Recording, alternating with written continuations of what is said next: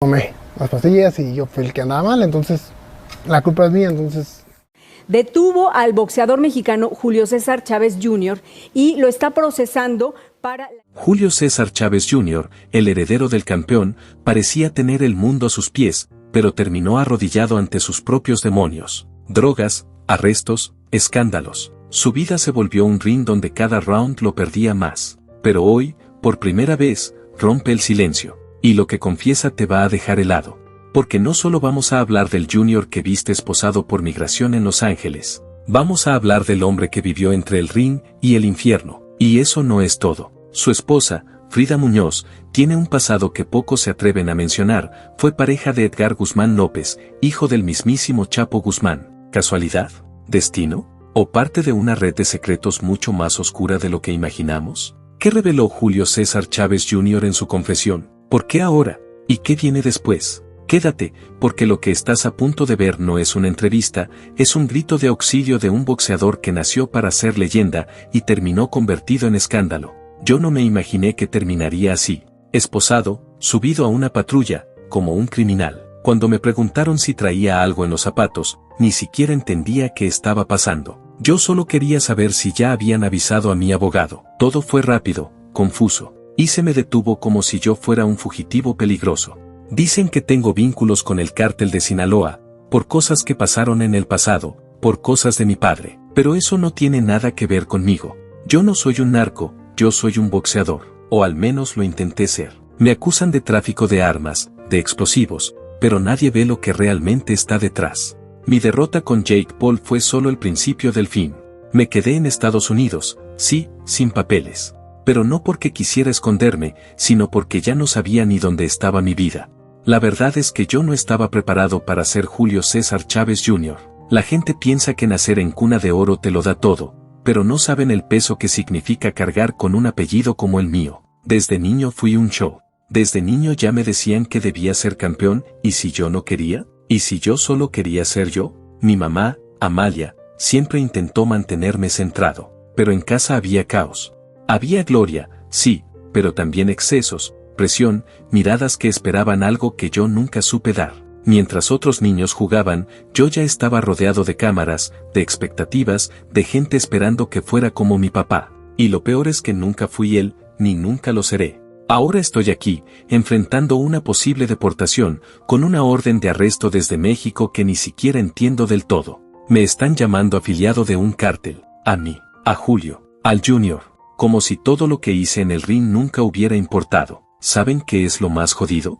Que a veces pienso que tienen razón, que tal vez nunca debí ponerme los guantes, que fui solo una sombra más del hombre que todos idolatraban, pero esta es mi historia, y por primera vez, voy a contarla completa. Mientras Julio César Chávez, el padre, hacía historia en el ring y compartía cenas con celebridades, en casa, había alguien que intentaba mantener los pies en la tierra, su esposa. Ella era la columna invisible que sostenía una familia agrietada por la fama, los flashes y el caos.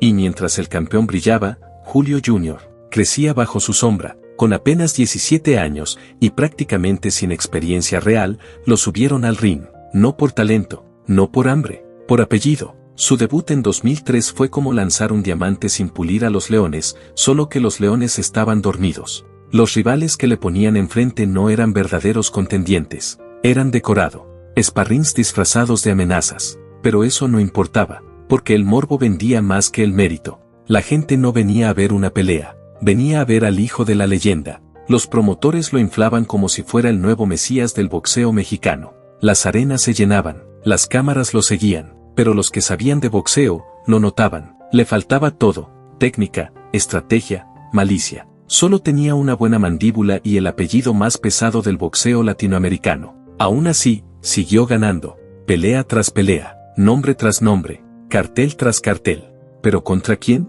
Rivales de cartón, historias recicladas, y una prensa que empezaba a impacientarse. ¿Cuándo lo van a soltar contra alguien real? Top Rank, su promotora, lo cuidaba como un producto frágil pero rentable. No era un boxeador, era un negocio. Mientras tanto, su padre salía a defenderlo en cada entrevista, pero detrás de cámaras, ya no estaba tan convencido. Porque la verdad era otra. Julio Jr. entrenaba para las cámaras, no para las peleas. Prefería los lujos, las fiestas y los autos deportivos a los rounds de sparring. Y aún así, seguía invicto. Para 2010, llevaba más de 40 peleas. 0 derrotas. ¿Era mérito? Sí. ¿Era farsa? También. Y entonces llegó el momento. 4 de junio de 2011.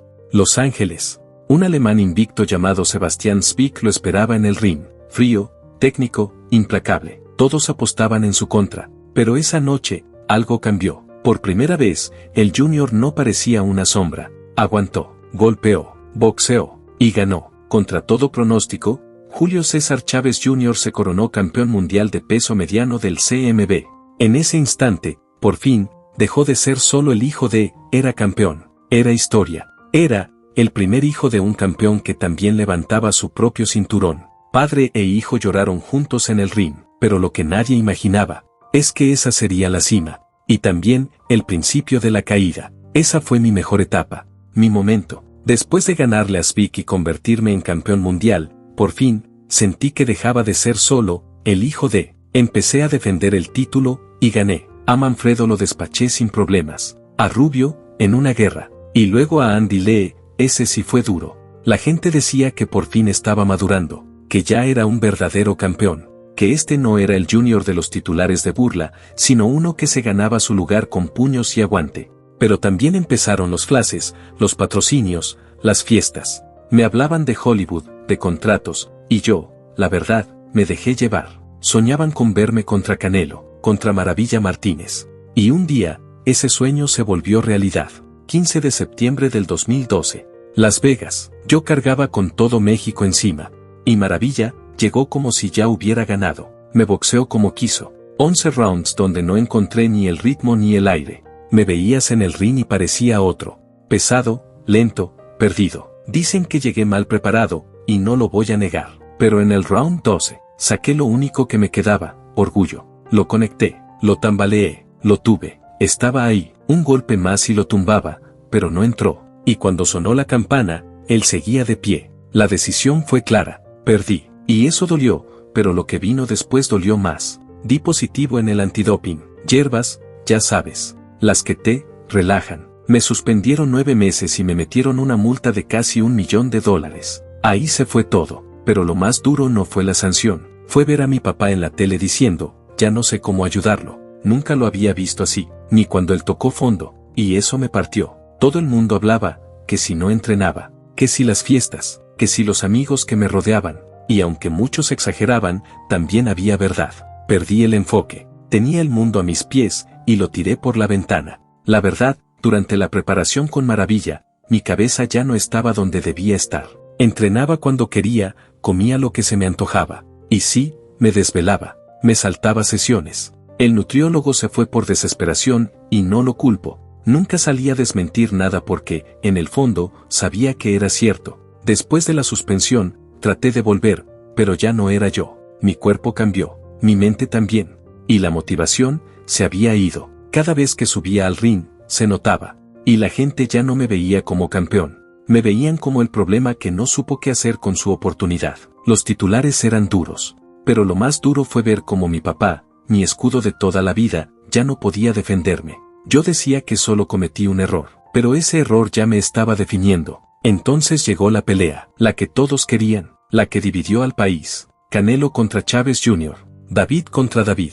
2 egos, 2 nombres, 2 bandos. El hijo de la leyenda, contra el nuevo ídolo de México, 6 de mayo de 2017. T-Mobile Arena. Luces, cámaras, millones en juego. Y yo ahí, sonriendo por fuera, vacío por dentro. La pelea se pactó en 164.5 libras. Muchos pensaron que era mi zona cómoda, pero ¿de qué sirve el peso si no tienes alma? Desde que sonó la primera campana, ya sabían. No lancé nada. No respondí. Me movía como si estuviera boxeando con mi sombra. Canelo me hizo lo que quiso. Me conectó, me burló, y yo solo lo miraba. Ni una combinación. Ni un maldito gancho. Para el cuarto round, me estaban abucheando. Y en redes ya me estaban sepultando. Conectó menos golpes que un papá moderno, decían. Y sí, dolía. Pero dolía más saber que tenían razón. Muchos dijeron que la pelea fue un arreglo, que yo solo fui por el cheque. Y aunque nunca lo diré abiertamente, esa noche no subió un campeón. Subió un tipo perdido, cansado, y con el alma hecha trizas. Canelo ganó por decisión unánime, pero lo que se decidió en ese ring fue otra cosa, mi fin. Mi credibilidad cayó en pedazos. Los promotores me borraron de las carteleras. Los fanáticos ya ni me nombraban. Y mi padre solo pudo decir, no hizo lo que tenía que hacer, punto. Esa noche no solo perdí una pelea, perdí la fe de todos los que todavía creían en mí. Y cuando eso pasa, lo que sigue no es un retiro, es un descenso lento, silencioso, directo al olvido. Después de la pelea con Canelo, dejé de ser visto como boxeador. Ya nadie hablaba de mis guantes, hablaban de mis escándalos. Parecía más un personaje de reality show que un atleta. Y a veces, yo mismo ya no sabía quién era. Intenté regresar, varias veces, pero todo eran mitades. Entrenamientos a ratos, motivación prestada. Hasta el peso se volvió mi enemigo. Una guerra con la báscula, que si no llegaba al límite, que si pedía categorías raras. Una vez tuve que contratar mariachis a las 3 de la mañana. Sí, mariachis, para que me hicieran bailar y sudar los últimos kilos. Y aunque logré dar el peso, me metieron una multa. Sudé los kilos, y también la plata. Y luego vino lo de Fonfara, en 2015. Entré lento, sin aire, sin alma. Me pegaron hasta que ya no pude más. Knockout técnico. Y con eso, mi carrera dejó de tener rumbo. Era como una montaña rusa sin frenos. Ganaba una, cancelaban otra. Mis entrenadores ya ni me soportaban. Y no los culpo. Había días en que ni yo quería entrenar conmigo. Mi papá, él ya no podía más. Decía en entrevistas, yo no puedo entrenar por él ni hacer que me escuche. Y yo sabía que eso no era solo frustración, era dolor. Él, el gran campeón, viendo a su hijo perderse poco a poco. Los rumores ya eran imposibles de callar. Que si fiestas, que si sustancias, que si compañías que solo sumaban más caos. Y sí, muchas eran ciertas. A veces me encontraba en el hospital. Y ver la cara de mi padre ahí, sin saber qué hacer. Eso dolía más que cualquier golpe, pero si crees que eso fue lo peor, espera. 2019, Daniel Jacobs. Primero me negué a hacerme los exámenes antidopaje previos. Ya venía con ruido. Y cuando empezó la pelea, en el 5º asalto, tiré la toalla. Así, sin más. La gente enloqueció. Me lanzaron botellas, insultos, hasta palomitas. Y con razón, yo ya no era el junior que habían venido a ver. Y la Comisión de Nevada me quitó la licencia. En ese momento supe que no era una mala racha. Era mi realidad. Me estaba desmoronando, en vivo, frente a todos. Muchos pensaron que ya no daba para más, que lo mío estaba acabado. Y a veces, yo también lo pensaba. Pero como siempre, no estaba listo para rendirme. Así que en 2021 decidí regresar. Esta vez, contra Anderson Silva. Un peleador de artes marciales mixtas, convertido en boxeador. Y sí, lo sé, otro intento más. Otra derrota más. Por decisión. Las críticas no tardaron. Es solo el hijo del campeón, decían. Un meme viviente, el manual de cómo arruinar una carrera. Y por más que doliera, había algo de verdad en eso. Ya no me presentaban como boxeador. Era el tipo que salía en videos raros, el de las polémicas, el del drama. Y si el ring era difícil, mi vida fuera de él era una novela sin guión. En 2014 me casé con Frida Muñoz. Una mujer hermosa, fuerte, madre de mis hijos, Julio César 4 y Julia. Al principio todo era perfecto. Fotos en yates, viajes, besos en Instagram. Pero la realidad era otra. Con el tiempo, las cosas se empezaron a quebrar. Silencios largos. Discusiones que no se resolvían. Y sí, rumores. Que si separaciones, que si violencia, que si ya no me aguantaba. No sé cuántas de esas cosas salieron a la prensa, pero muchas fueron ciertas. Frida ya no podía con mi ritmo. Y yo, tampoco podía conmigo mismo. Había días que ni yo me soportaba. Después vino lo peor, lo más fuerte, lo que de verdad cambió todo. Enero de 2024. Me detienen en Beverly Hills. Dicen que encontraron armas en mi casa, armas prohibidas, de alto calibre. Y lo peor, sin registro. Fue como si todo explotara de golpe. No eran solo los medios. Ahora eran las autoridades. Ya no era solo el junior de los memes. Era el junior, con una acusación federal encima. Ese día, fue como si el mundo se me viniera encima. Las redes explotaron. Los noticieros no hablaban de otra cosa. Y los fans debatían como si estuvieran en una pelea con Faitelson. Yo traté de explicar, de decir que todo era un malentendido, que ni siquiera sabía que había armas en esa casa. Culpé a la empresa de seguridad. Dije que ellos habían fallado. Pero eso no importa cuando ya tienes un titular que dice, Chávez Jr., detenido con armas ilegales. Tu nombre ya está manchado. Y lo que sigue es cuesta abajo. Pagué una fianza pesada. Y me internaron en un centro de rehabilitación. Sí, me fui directo de los guantes, a un cuarto blanco con gente vigilándome. Y todo el país mirando, esperando el próximo tropiezo. Encima, hacía apenas unos meses, ya me habían reventado en redes por un video donde aparecía, mal, desorientado, incoherente. La gente no veía un ex campeón, veía un loco más con apellido famoso. Y como si eso no fuera suficiente, metieron a Frida en el juego otra vez. Revivieron rumores del pasado. Que si estuvo con alguien ligado al narco, que si eso explicaba todo. Nunca hubo pruebas. Nunca. Pero en internet, el rumor es más sabroso que la verdad. Y ella, eligió callar. Por ella, por nuestros hijos, por todo lo que ya estábamos cargando. Para ese momento, todo estaba en ruinas. Mi carrera, mi familia, mi imagen. El niño que creció entre cinturones, ahora estaba atrapado entre abogados, clínicas y titulares llenos de vergüenza. Y justo cuando todos pensaban que estaba acabado, me levanté. Otra vez. ¿Para qué? Ni siquiera lo tenía claro. Pero dije, voy a volver. Aunque sea en el circo, punto. Marzo de 2025. Se confirma mi pelea con Jake Paul. Un youtuber, un influencer, un tipo que puede mover millones con un solo tweet. Para muchos, era mi última oportunidad. La chance de limpiar, aunque fuera un poco, todo lo que había embarrado. 28 de junio. Subí al ring. No con ilusión, sino con un peso encima que ni yo entendía. Solté algunos golpes. Me defendí. Quise pelear. Pero aquello no era boxeo, era un show, un negocio. Y Jake hizo lo necesario para llevarse el aplauso. Cuando levantaron su mano, yo no solo perdí una pelea. Perdí lo último que me quedaba, la esperanza de volver a ser respetado. Otra vez lo mismo.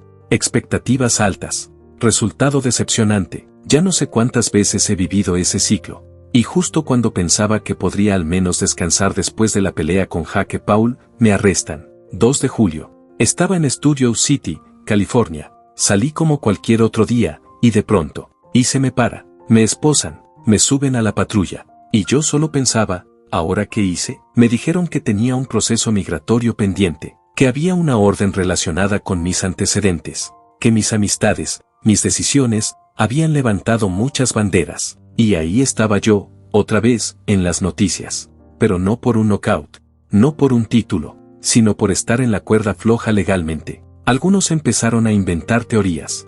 Que si tenía vínculos con el crimen organizado, que si mi vida era una serie de Netflix, pero sin actores. Yo solo podía callar, porque hablar en medio del fuego, a veces solo aviva las llamas. Mis abogados dijeron que todo era un malentendido, que estaba en rehabilitación, que se iba a aclarar. Pero esa es mi vida, los hechos por un lado, y los rumores, siempre corriendo más rápido. La Comisión de California no esperó. Me suspendieron la licencia por un año. Cualquier revancha quedó en pausa. Cualquier plan, al limbo. Mi papá, el gran campeón, solo pidió respeto, privacidad. Y lo entiendo, él también está cansado de que su apellido se arrastre en titulares que no eligió. Hoy estoy lejos del cariño del público, lejos del ring, lejos de lo que soñé ser. Y me duele, porque mi historia, esa que empezó entre guantes y gloria, se ha convertido en una advertencia. Una prueba de que el peso de un apellido puede levantarte, o aplastarte. A veces me preguntan qué me queda. Y yo respondo lo único que me sigue doliendo menos que todo esto, mis hijos. Siempre estaré ahí para ellos, en las buenas y en las malas. No sé qué viene después. Pero si alguna vez vuelvo, no será para impresionar al mundo, será para no fallarles a ellos. Cuando se menciona el nombre de Julio César Chávez Jr., no solo hablamos de boxeo. Hablamos de promesas rotas, caídas épicas, y una historia que parece escrita por el drama y no por los puños. Pero a pesar de todo, su sombra sigue ahí. ¿Será que todavía queda algo por rescatar? ¿O ya vimos su último asalto? ¿Tú qué crees? ¿Queda un campeón enterrado bajo el caos o solo un reflejo de lo que pudo ser? Te leemos abajo, deja tu comentario. Y si este viaje te atrapó, no olvides darle like, suscribirte y activar la campanita. Porque en este canal, las historias no se cuentan, se sienten. Y lo que viene, va a romper el ring.